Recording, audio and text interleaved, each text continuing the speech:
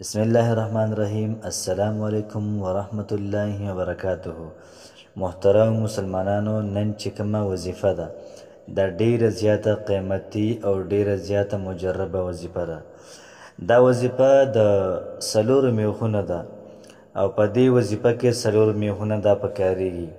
موږ تاسو به څلور میخونه راوالو دا پکې پکاریږي او آخري چې کم چار قول دي دقه پکې محترمو دا پکاریږي. نو وظیفه ډیره زیاته بهترینه وظیفه ده او ډیره زیاته ناشنا وظیفه ده، خو لږه دا طریقه یې لږه ګرانه ده، دغه ته لږ سوچ وکړو.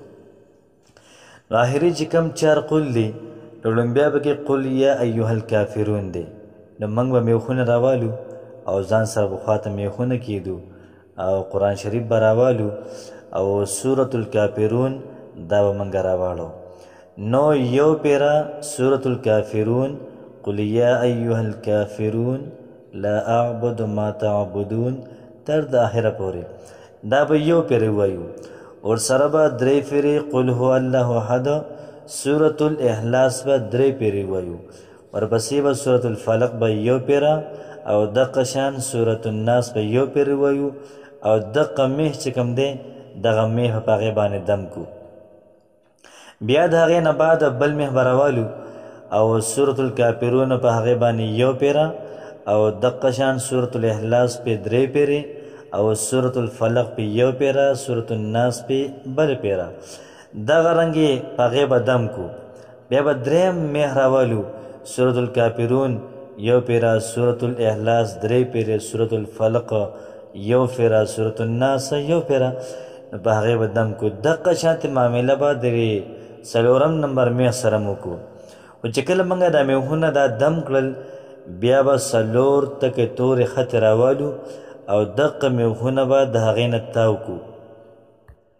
په دغه څلورو خطو کې به دا میخونه تاو کو او د کور چې کوم ګوټونه دي څلور ګوټونه دي نو یو ګوټ کې به میح ټک وهو او آیت الکرسي به یو پیره وایو او یو پیره اذان وکړو.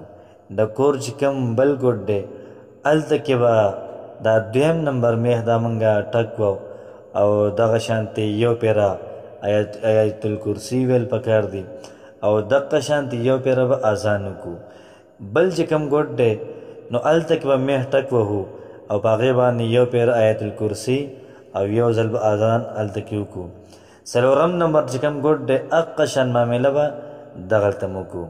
خو لیکن یاد ساتئ دا وظیفه به صرف په چارندام کې کولی شو او دغه شان څومره چې د حیض والا ښځې وي او څومره بیمارې ښځې وي، مثال په طور اودسې نه وي یا داسې حالت د جنابت شو نو دې کې دا سبق د آیتونه دا نشي ویلی، دا وظیفه پکې نشي کولی.